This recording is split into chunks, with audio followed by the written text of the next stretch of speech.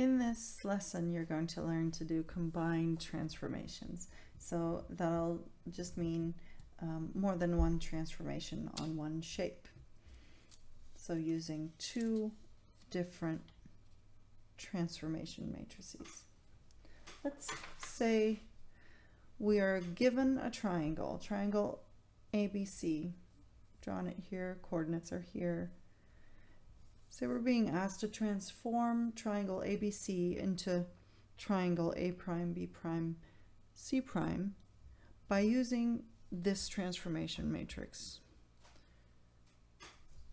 Then we're being asked to transform this new triangle A prime, B prime, C prime into a third triangle called A double prime, B double prime, C double prime, using a second transformation matrix. So doing two transformations, first this one, and then on the new shape we get, we perform this transformation. Okay, let's do that in our graph. And of course, we're going to have to do some work to find the new coordinates. Our first transformation is this one. So I'm just going to copy that down. 0, 1, 1, 0.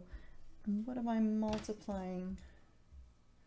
I'm multiplying the triangle, right? I'm going to do A, B, C in that order. So it's going to be, this is my point A, right? Let me just write A there for clarification. This is my point B, vector B, and C is 4, 3, 4, 3, C. Right. So this is my triangle ABC. This is my transformation matrix that I'm applying. All right. I'm going to get a 2-row, 3-column answer, because it says 2 rows and this says 3 columns. First row, first column. 0 times 1 is nothing. 1 times 1 is 1. Second row times first column. 1 times 1 is 1. 0 times 1 is 0. So 1. Ooh, I should have done that orange, of course. It's so hard to keep track of my colors. Second column, right? The blue one. First row, second column. 0 times 4 is 0. 1 times 1 is 1. So I write 1. Second row, second column. 1 times 4 is 4. 0 times 1 is nothing. So 4. Third column, first row. 0 times 4 is 0. 1 times 3 is 3. Second row, third column. 1 times 4 is 4. 0 times 3 is nothing, so 4. And this will be my point C prime, my vector C prime. This will be A prime, and this will be B prime. And now really I'm ready to plot it on here. Let's start with A prime. A prime has the coordinates 1, 1. So that's right here. It didn't move. We do need to label it though. A prime. Now for B prime, 1, 4, 1, 4, B prime. Now for C, 3, 4, 3, up 4, right there, C prime. Now to finish it off, I draw my lines.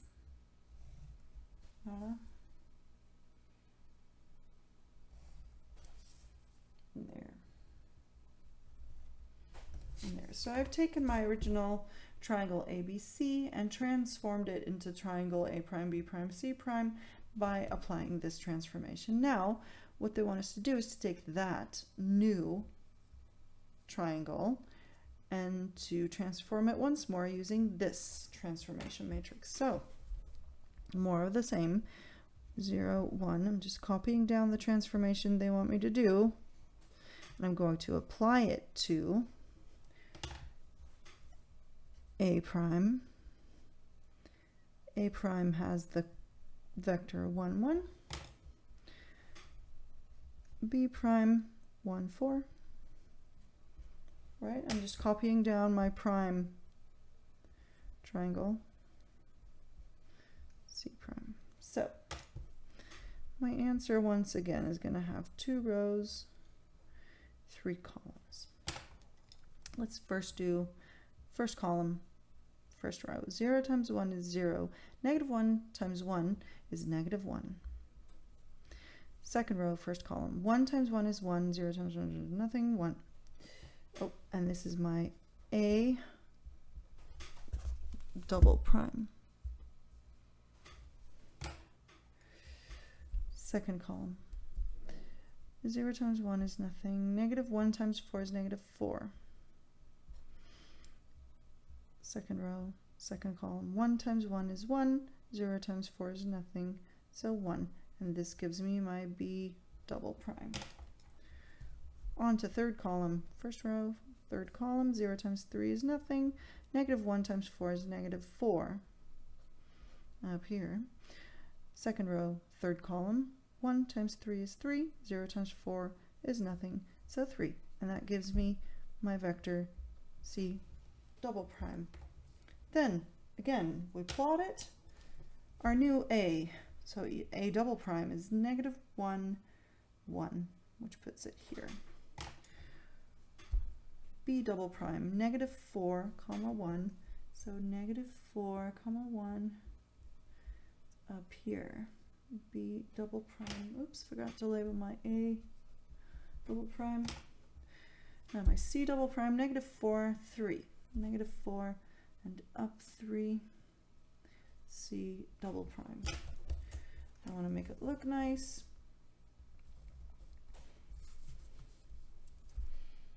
Actually, do I? I don't know.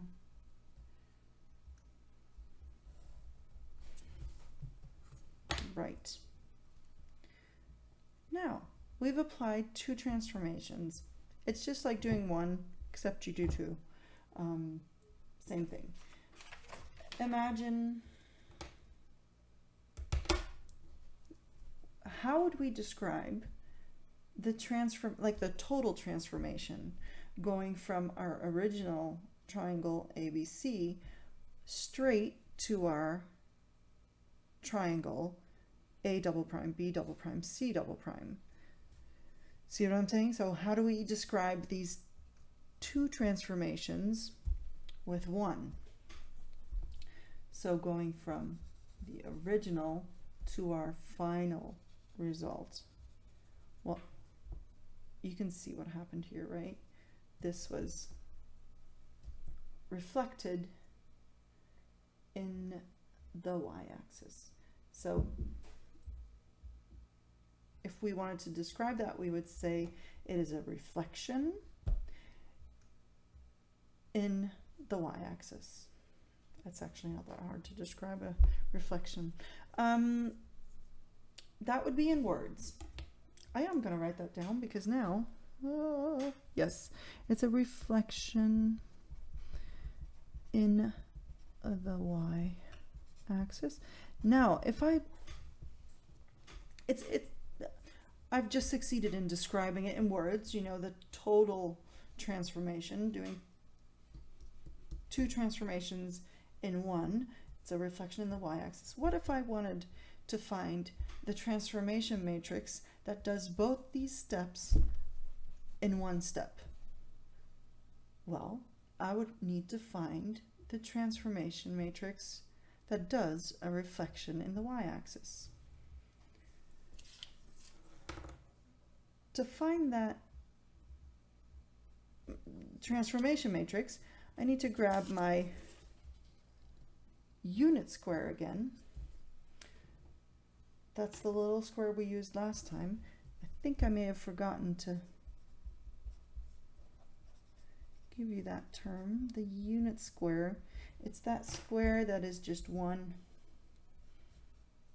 1, 0. 0, 1, and 1, 1. It's that little shaded square that had a point here and a point there. Remember that? So if I wanted to describe this two-step transformation with one transformation matrix, all I need to do is find the general transformation matrix for a reflection in the y-axis. To find that matrix, I don't look at my triangles. That's difficult. I just look at my little unit square, because we remember that that our orange vector is 1, 0, right? And our blue vector is 0, 1. And if you remember correctly, you'll remember that, oh my goodness, 1, 0, the orange dot here gives us the first column of our transformation matrix, and our second point, the blue one, 0, 1, that one gives us the second column of our transformation matrix. So the orange one, the blue one, and now all we do is we do a reflection in the y-axis of our unit square, which of course would look like this. We just reflected our unit square in the y-axis. This is our new orange point.